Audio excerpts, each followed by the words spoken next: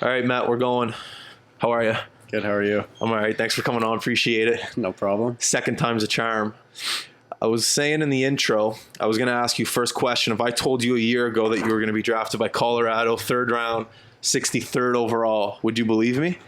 No, not a chance. I don't think even after my season this year, I was really expecting to go that high.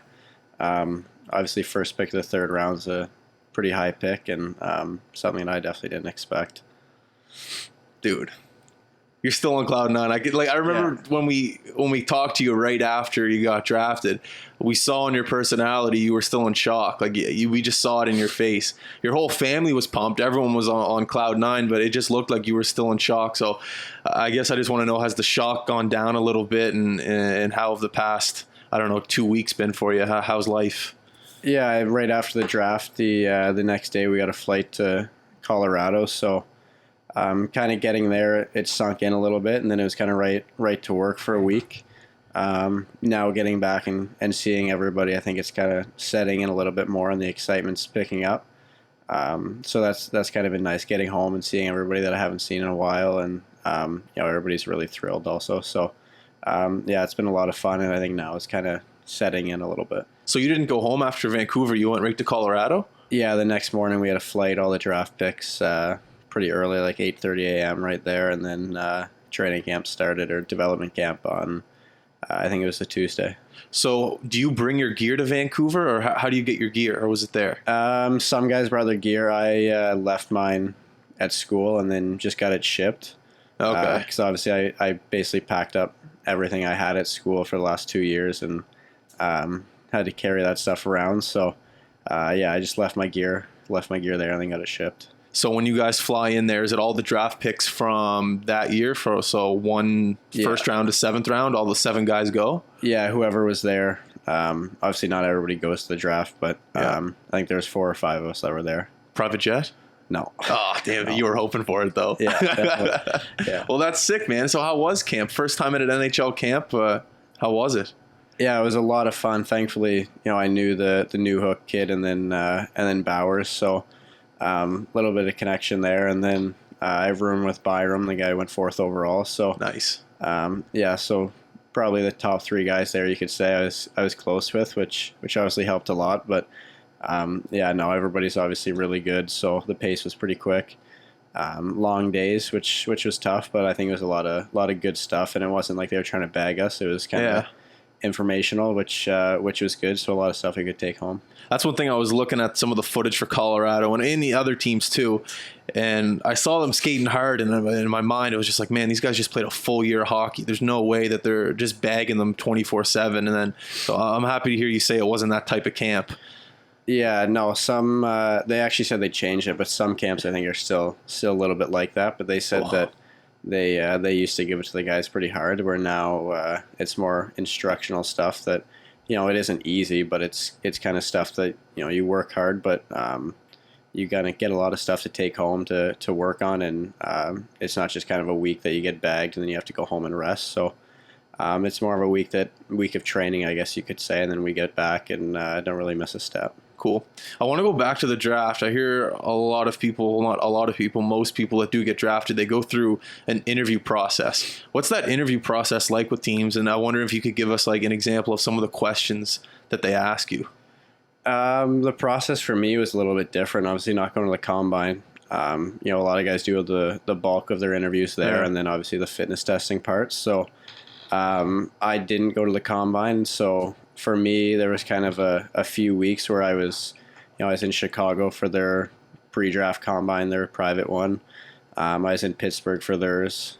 And then there's a few teams that came up to St. Andrews where I was going to school to do testing. So that was kind of a little bit different and tough. But throughout the year, there's interviews. And then throughout that whole process, there was interviews. And then when I got to the draft, I met with St. Louis and Carolina at the hotel. So, sick. It's a little bit unconventional, I guess, but for the most part, it's kind of throughout the year. Okay, that's cool. So most guys that go in the first round, the questions are like a couple days before the draft, and then guys that might go later on, it's throughout the year. Is that what you're saying? I think all the guys are kind of meeting with teams throughout the year, but before the draft is kind of when you get in and meet with everybody. Yeah. Throughout the year, it's kind of a regional scout or somebody who's just in the area. Okay. We kind of take you out to dinner or just meet with you after a game. Or at the draft with St. Louis, I know there's probably close to 20 guys in there. So, it's the whole staff. I don't think the coaches were there. But was that intimidating? 20 guys just asking you questions? Yeah, well, there's not 20 guys asking questions. There's kind of 4 or 5, but it's kind of more sitting at the head of the table with a lot of big names. Like Kachuk was there. He was in the room. Yeah. The dad or the dad? Obviously, yeah. I'm thinking obviously, yeah. Yeah. So I guess when you kind of walk in for a second, you're a little taken back, but once you get kind of sit down and stuff, it's all hockey talk. So I guess you're pretty comfortable. Can you give me an example of a question that they asked? I didn't get any like crazy questions. I know some guys say they get kind of that one question to kind of throw them off. With any of the teams, I didn't get anything like that. They're all more kind of just stuff to get to know you, kind of ask about your family, ask about your training, your strengths and weaknesses. So, thankfully I didn't get any questions that were too tough, but I know some guys say they get some really weird ones. Yeah, I love the behind the scenes aspect. The NHL is actually doing a good job of covering the behind the scenes, and you see guys get drafted. It's kind of cool. So I guess from behind the scenes aspect, once you get drafted, you go shake hands, kiss babies, sign autographs, all that stuff. Yeah. What happens when you go underneath the tunnel and you meet the media? Obviously it was a whirlwind. So I guess describe that, like what happens underneath there. Yeah. So basically once I got drafted, I ran around the Colorado table, shook everybody's hand, and then they kind of get you out of there. There's some media people with the team that grab you, and you walk down into the table or the tunnel. Sorry. Yeah. Do a couple interviews on the way. A lot of people are kind of waiting to get autographs on your way up. So you go up an elevator. Then you kind of get to the main level, and that's where everybody is. So you sign a couple autographs, but they try to keep you going. Obviously, they're tight schedules. So you get through there, then you go and do it all those pictures that you see the guys kind of with the sticks and gloves and with the puck. Then after that, you're pretty much done, and they send you up to the team box. Is there food up there? Yeah, so Unreal. For Colorado, they had every team has food, but that's where the coaches were and stuff. So went up there, met them, and then after that, you kind of go to the players and family lounge, take some more pictures, and then you're kind of free to go. Did you talk to Joe Sakic at all? Yeah, I did. What did he say? There was actually a picture of me at the Pee Wee International Tournament down by the dressing rooms beside him. Yeah. And then there was one right after I got drafted, shaking his hand. So that was pretty neat. We talked about that. And that's sick. Obviously, my dad played with him for a few games, so he kind of had that connection. And then, but yeah, I think it was pretty cool seeing the pictures from about 10 years ago, and then obviously a couple weeks ago. That's wicked. So let's talk about your dad for a sec. He must have been in shock too. I said it's kind of a full circle. Quebec Nordique's kind of Colorado now. Not kind of. They are Colorado now. Then you get drafted there.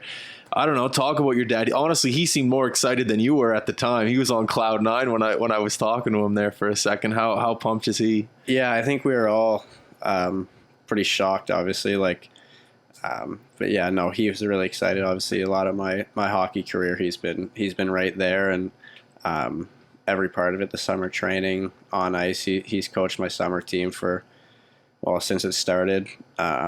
But yeah, no, everything he's kind of been right there and through it all. And I guess to watch me go through it all just like him, it was pretty special, and probably got a few flashbacks. But yeah, no, I think it was pretty neat. Neither one of us, I don't think, realized the Colorado and Quebec connection right away, but once that kind of clicked, I think it was a little bit extra special. Me and dudes were walking down the street as soon as the draft was over, and he was thinking, he's like, wait a second, Steiny, his dad, he played for the Nordiques, and aren't the Nordiques Colorado? So we were walking on our way to Starbucks, and on the way there, that's when it clicked. Yeah. And then we just pulled over really quick and tweeted it out. Yeah. And then that's when it clicked for us too. It took us a minute to understand it, but it was still sick. Yeah, no, definitely. It's cool. He went a little bit higher than me, but yeah, you're going to play more games, hopefully. Yeah, that's what he says. He says hopefully you get a few more games, which is what really matters. But no, yeah, that was obviously something that's pretty special. And, there's a few people in the organization. I know one of the athletic trainers said that he worked them towards the end of the career. So no way. Yeah, that was kind of neat. I want to talk about discipline. How old are you? 18. 18. So when I was 18, I didn't have the discipline. You know, like this time it's summer, I'd be drinking, I'd be with the girls, I'd be doing things. And at 18, like I said, I didn't have it. So, you know, to get to where you are today, obviously you had to make sacrifices. Obviously, your discipline and your training, your diet and things like that. You just got drafted 3rd overall for 3rd round, for God's sakes, to Colorado. So I guess I just want to talk about the discipline side of things and how do you incorporate that in your personality and your everyday life? Because most 18-year-olds, you got to admit, you know, you go to school, there's kids out there that are wild. So I guess how do you keep discipline at this stage of life? Yeah, definitely. I think a big part of it, like I said, you know, my dad being through it and you know, being a coach now too, you know, his kind of everyday approach and stuff when he played and now as a coach, what he kind of sees and values in players, it's kind of rubbed off. But, you know, I think the main thing is just kind of, you know, having a goal, having a dream, and, you know, everything you do, you kind of got to keep that in the back of your mind, especially with social media and stuff. You know, we get those talks a lot. So, yeah, I think the main thing, it's kind of having a routine, knowing what you want, and, you know, not doing anything stupid. It's the main thing. So, yeah, I think it's something that I've done for a while now, and every other hockey player at this level has. So, it's just become habit to a point. But, you know, definitely having a dad who's been through it all helps out a lot. How do you develop a routine at this stage of your life? You know, like, is it waking up? Is it training? Is it playing hockey? Or do you like to keep it fresh? Because I remember it was, who's the defenseman from Detroit, legendary? He's the captain. Lindstrom. Yeah. It was Lindstrom, and it was the coach, Babcock. And he said the one thing that makes Lindstrom great is his routine. It's been the same for 20 years, however long he was in the NHL. And he said most people get bored of it, and that's kind of where NHL players, or I guess professional athletes, they fall off of it because they get out of the routine. But if you're able to master a routine, hopefully you're going to go far. So I guess the question is, you know, how do you develop a routine and how do you keep it fresh? Yeah, I don't know. I think, you know, summer training, obviously summer and in season's a little bit different for me. You know, I've trained in the same spot pretty much the same time in the morning for the last 4 or 5 years now. So that's just kind of part of my summer, and it's what I know. So when I come home, I know that's what I'm going to do. And then, you know, after that, it's kind of, you can do whatever you want, but, you know, we hang out with the guys you train with who are all also really high-end players. So yeah, that makes it fun. Yeah, and like more know, competition. Yeah, so that keeps it competitive, and then, you know, we'll go golfing, stuff like that. But I think the main thing is kind of having that group. It's pretty easy. You know, you go to bed at night knowing you got to work out the next morning with a trainer and a group of guys. So yeah, it's not something that you're gonna have to work to develop. It's just kind of there, and, you know, you enjoy doing it every day. Yeah. In season for me, I don't really have a pre-game routine, I guess, type thing. I have things that I want to do, but you know, I don't want to have superstitions. I'm not kind of that guy. I kind of have fun, loose. But, you know, there's stuff that I want to get done and do before games, like rolling out and stretching. But yeah, there's no superstitions or anything crazy. That's cool. I find, like I said, if most guys, if they're able to somehow keep it fresh and train differently, you're somehow able to, because you got to admit, going to the gym, running every day, it's not, I hate the gym, I hate running, but I do it because it makes me feel good.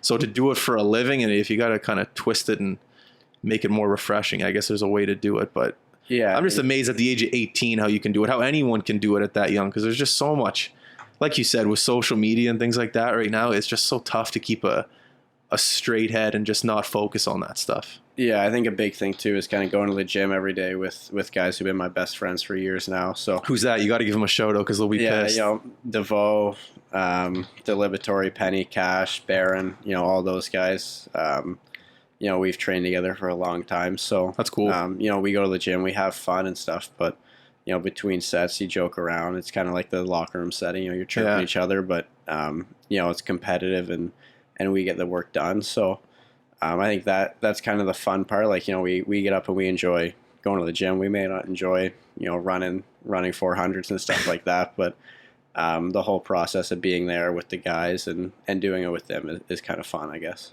So how was St. Andrews this year? That was awesome. You're the captain, you're the leader. Yeah. You know, how was it? Yeah, no, I think the last 2 years have definitely been the 2 best years of my life on and off the ice. Wow. So high-end school, high-end hockey program. But yeah, I think this year especially was pretty special. We won the Triple Crown, we call it, which is our home tournament, the McPherson. the CISA Championship, which is our league, and then the NISIX for the Nationals. So yeah, I think we only lost 9 games this year, which was pretty impressive. And we play teams like Shattuck 5 times. So yeah, we probably have one of the toughest schedules in prep school hockey. And we did really well against those teams. I think we had pretty much a winning record against all of them. So to be the captain of that, I guess a little bit more special, but we had a really good group of guys, and I still keep in contact, obviously, with all of them. It hasn't been too long, but yeah, those guys are definitely going to be buddies of mine for a long time, and stay close to them. What kind of leader are you? In the room or on the ice, or a bit of both? I think a bit of both. Mostly it's kind of on the ice, and just kind of try to be the best I can be every day, and something that I've kind of been known for, and probably a reason I got drafted where I did, is just being competitive and showing up every day and being a leader. I think that rubs off on a lot of people. So yeah, just practice, competing hard, and in the gym also. But when something has to be said in the room, we had a really good group of guys, so it's pretty easy to stand up and say something. And like I said, with all the other guys too, we had a pretty old team. They say stuff too, so it wasn't like it was just me. And the voice would get old. Everybody kind of had a strong voice in the room, which was good. I saw a video where the boys were all on the team and you were down in the dressing room and you walked through the tunnel and everyone was cheering for you as you came onto the ice or something. What was that? Yeah, that's so basically our coaches keep track of all our stats in practice. What do you mean stats in practice? Yeah, so we do all of our practices. We'll start off with the warm-up drills, but after that it's all small area games and competing in 2 teams. So you score a goal, you get a point. You get an assist, you get a point. Depending on the drill, if you back check and strip a guy, you get a point. So at the end of every week, we'll have kind of the winner who gets to wear the big wrestling belt and go out in front of the team. So I think that's a really big thing too. Why I enjoyed my time at SAC. Our practices are as competitive as any. They're all game like. So you practice all week and go away and play a team like Shattuck. It's not kind of, you don't have to ease into it. You're already in that mentality. So competing against the best players kind of around every day, and then going to play those top teams, I think is a big reason that I developed into the player that I am today. Shattuck, that's in Minnesota, right? Yeah. That's where Sid went, right? Yeah, Sid, Nate.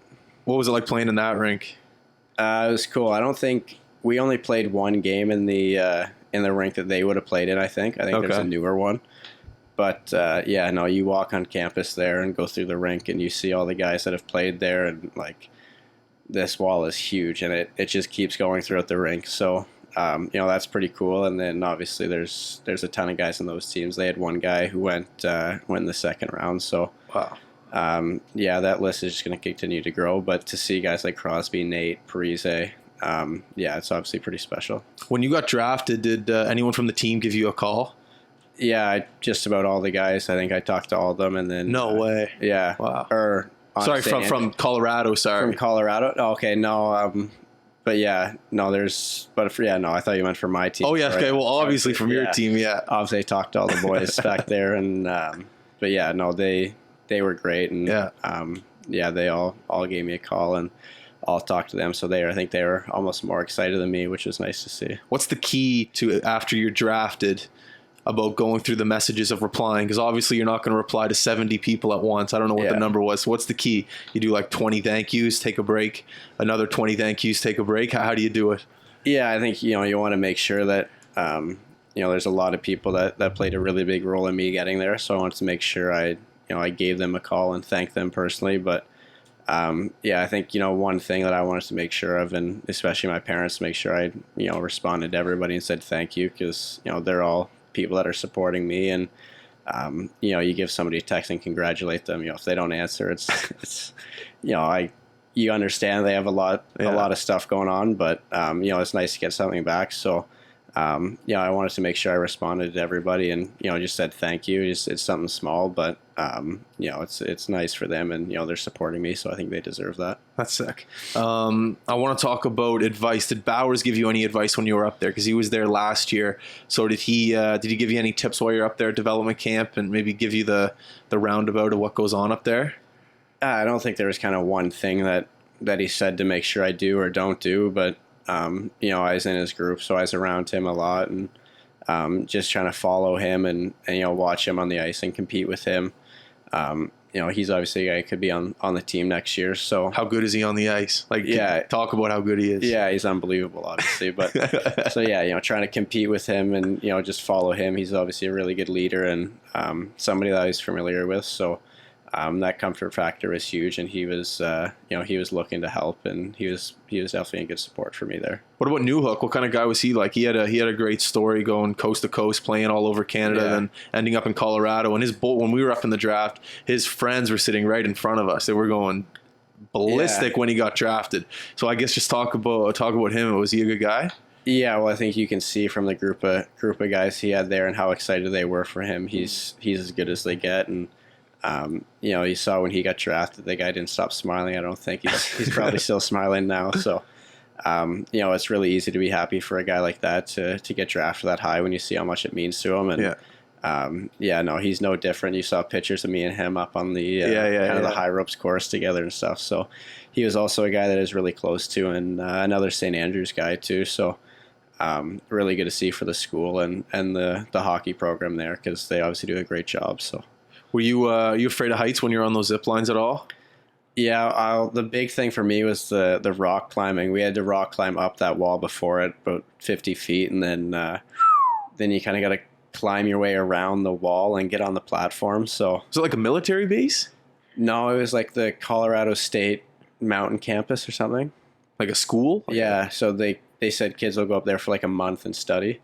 Oh yeah, it could be like a boot camp or something. Yeah, I'm not really sure exactly what they did, but yeah, I hate the rock climbing. I know we have it at school, and I was looking at that wall, and you know, ours, I'd get 10 feet up and want to go down. But are you strapped in? Yeah, we're strapped in, but it was like we had 3 guys kind of back there holding us, and obviously there's with the pulley system that'll stop you too. But what's the pulley system? Just kind of the rope that you're on, and the hinge. It's kind of attached you up top. Yeah. But yeah, I hate rock climbing, but you know, me and him, we went up together. We were both joking. We don't like it, but the swing, it was you basically are strapped in and you just jump off the side 50 feet in the air and just drop and swing. So there's about 2 or 3 seconds when you're falling that you're gripping the rope pretty tight, but after that it's good. But yeah, the rock climbing is definitely the worst. Well, what's Colorado like in general, or Denver? What do I say, Denver or Colorado? Colorado. Yeah. I guess. Do you land in Denver? Yeah, we are in Denver. And then you drive to Colorado. So what's Colorado like? I heard it's high up there. Did your ears pop when you're in the plane?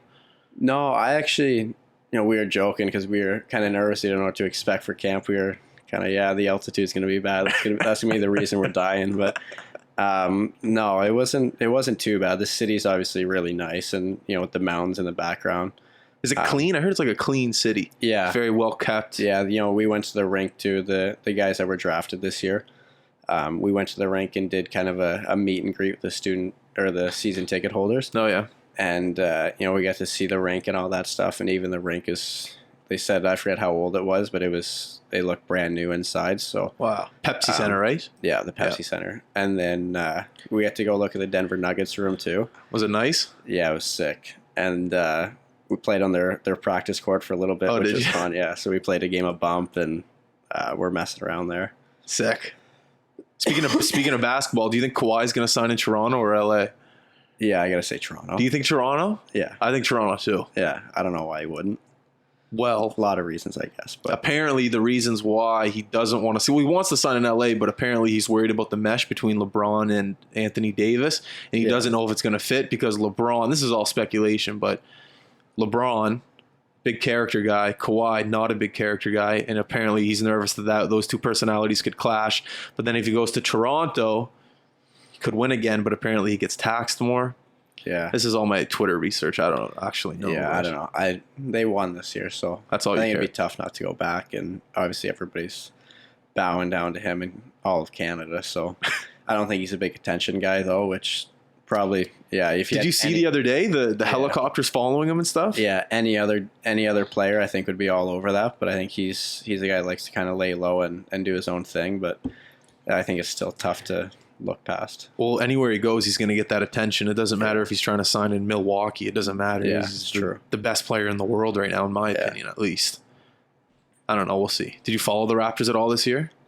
No, I follow the playoffs and stuff though, which is obviously really fun to watch. You're a bandwagoner. You're a last minute guy. Yeah, exactly. Being at St. Andrews, just north of Toronto, too. Everybody there was crazy about the Raptors. Yeah. I want to talk about Cornell. Yeah. New York. Yeah. The Bears. The Bears? Is that right? Cornell Bear? Big Red. Big Red? Yeah. But isn't the Bear a logo? The Bears. Yeah. If you we don't have a logo on our jersey, but I think the school logo is kind of the bear and the sea. Okay. So have you been up there yet for a campus tour? I'm assuming yes. Yeah, where we went up my grade 11 year and we played 2 games of the rink. So I got to do the tour, and then we had obviously the 2 games, and we got to watch a couple of games too. So how pumped are you right now to head up there to New York and play in Cornell? Yeah, I can't wait. I think the big thing is the rink and the atmosphere that they have is insane. So that's something I'm pumped for, and obviously the awesome school. So yeah, it felt like a really good fit, but I think the hockey and the atmosphere of the rink is going to be awesome. It's close to home too. Parents can come up and visit. Yeah, it's not too bad. Upstate New York. It's like that 2-hour flight. Yeah. No, that'll be good. I want to know about, you made the decision 2 years ago, I'm pretty sure, right, to go there? Because I remember last podcast you said you were committed to it. Yeah, it'd be about a year and a half, I think. A year and a half? Yeah. So when you're at St. Andrews, is there any Cornell coaches in your ear telling you what you need to work on in order to get better? Or, how does that work on people that, because you have agents. I've never made it to that level of hockey that you're going to play. So how does it work with people in your ear and things like that and telling you what you need to work on? Yeah, they'll come up, and they were really good. They stayed in contact. I hear from them almost every other day. So every other day. Yeah, they're really good, and that was a big reason that I wanted to go there. They weren't kind of like give you a call every other week and kind of see how you're doing. They felt like they really wanted me there, and did a really good job of that. And then it didn't even stop after, which was nice. They weren't kind of all right. We got him, let him do his thing. They kind of kept on me and kept watching games and stuff like that. And, they'd come up and kind of talk about the game. And, thankfully, I think I played pretty well most games they were at. So there you go. It wasn't too bad. But, no, they kind of obviously talk to you and talk about things that are going to help you make the adjustment to the next level. And, I think that's a big thing. Obviously the high school to college are going to be a really big jump. So I think that's going to help me out a lot. You living on campus, or is there a hockey house? Yeah, no, we're on campus. I think the whole team's on campus. So. You like campus food? I've gotten used to it, yeah. What's your favorite thing at campus food? How do you work around that? Because apparently, what's that thing called, freshman 15? Yeah. Well, I guess you're an athlete, so you can burn off the freshman 15. But how do you make cafeteria food work all year? Well, at St. Andrews, we got fed well, and there's always a sandwich and salad bar. So, obviously some days there's going to be the hot dogs or sloppy joes, but you're such a badass. Just sloppy joes. It's not like you're going to have to eat that. We obviously do, and we're kids. We're not going to eat a salad every meal, but no, there's a lot of options. I know at St. Andrews at least, and I'm guessing at Cornell they're gonna have good food. I've heard it's actually some of the best foods. So, where'd you hear that from? Well, I know Barron and Galida, so Barron went up there. I forgot about that. Yeah, and then Galida is another SAC guy. He used to be the goalie at SAC. He's at Cornell now, obviously. So, how many games are you playing next year in NCAA? I'm not sure exactly. It's about 30 though. 30, okay. And you travel, like when you travel, you'll be on planes and things like that. I'm just trying to think of Division I, because when we went up to Harvard last year and saw Willie, he was talking about conferences that he played in, and he kind of confused me. I didn't understand what he was saying, but maybe you could enlighten me on where you play and how the league works. Yeah, so we're in the ECAC, so we're all the Ivy League teams. Okay. And then there's like Quinnipiac, St. Lawrence, and Colgate, a couple other ones. So that's kind of our league or division, I guess. And then obviously there's like the Big Ten, Hockey East and conferences like that. So I'm not sure exactly how our schedule works, but I know we'll play out of conference games. I'm not sure how many, but the Ivy League teams, then the handful of other teams is our division. Have you been on the Harvard campus yet? Yeah, I have. That's kind of cool, eh? Yeah, it's pretty nice. Have you been in the rink? Yeah. Have you been in the room? Yeah. When did you go in the room? I went to go visit Harvard too. Oh, did you? Yeah, throughout that whole process, and then we played there this year. So I didn't go in the room, but we played there. I got to see a game, so I got to see Will play. Yeah, we went up and saw him too. It's a sick campus. Yeah. Funny story. So me, Dudes, and Billy Hartley were up there for Red Bull Crash Dice at Fenway. Yeah. So Billy, we only got 2 passes for that, so Billy couldn't come. So Billy essentially said, okay, I'm going to go to the Harvard game, watch Willie play. So we call Willie. We're like, hey, Willie, can you put Billy down for 1 ticket to go to the game? Willie says, no problem. Billy goes to the game. Me and Dudes are at Fenway watching the game. Fenway wraps up early, so we can actually make the Harvard game. Yeah. But we don't have passes or tickets to go. It's a pretty packed game, so we're struggling to get in. And Willie's already playing, so we can't pull any strings. So we get there and we have our Fenway Red Bull Crash Dice passes on, and we get to the door. And the guy's like, yeah, what do you guys want? And we're like, hey, like, we have a friend playing. He was supposed to leave us tickets, but our other buddy took it. Essentially, we're just bullshitting the guy, trying to pull some wheels here to get some tickets. And he goes, oh, you guys here for the Red Bull Crash Dice? And we're like, yeah, like, we're media. And he goes, all right, guys, head on in. So the Red Bull Crash Dice things got us into the Harvard game.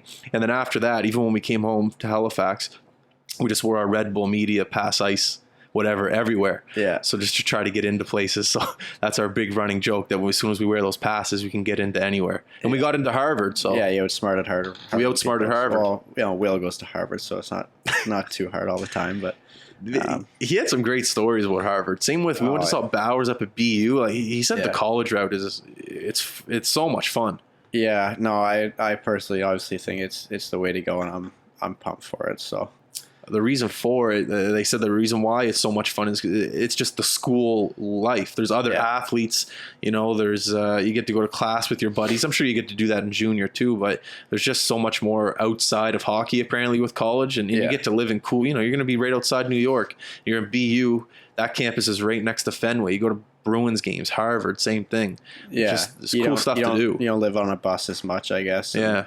So you have time to do a lot more things, but yeah. But no, you're going to have fun. It'll be sick up in New York for sure. When do you go up there? What month? End of August.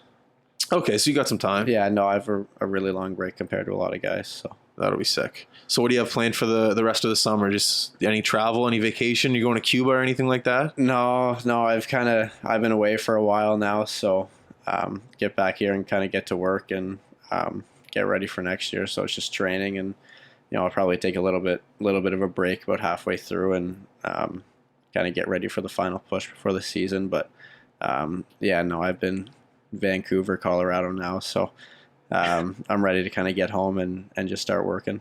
Love it, man. Well, hey, I appreciate you for coming on. Like you said, you love to thank people for where you got. So the last minute, it's yours. If you want to thank anyone, family, friends, dad, mom, sister, whoever surrounded you.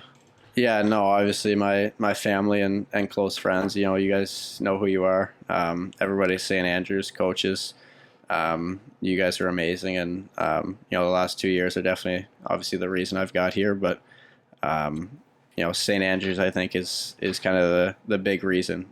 Since I got there and kind of started playing hockey and going to school there, I've seen big improvements everywhere. And, I owe a lot of credit to that school. Maybe I should go to St. Andrews, man. Maybe they can help out with the podcast. If they're improving you so much, maybe they'll improve this. Who knows? Yeah, they have a broadcasting section. Yeah, they got everything there. They do actually. Do they actually? Yeah, they do. They do our games and commentate our games, so they cover everything. There, maybe we'll head up. Do you know what? Actually, I was going to ask you. Do you know what you're taking in at Cornell? Yeah, I'm in the business program. Yeah. Cool. Businessman. Yeah. I like it. Yeah. All right, man. Well, we're out. Go enjoy this hot day. Everyone listening, make sure to go to our social media outlets, like, subscribe, comment, YouTube, Facebook, iTunes, SoundCloud, Twitter, all that good stuff. All right, guys, we're out. Peace.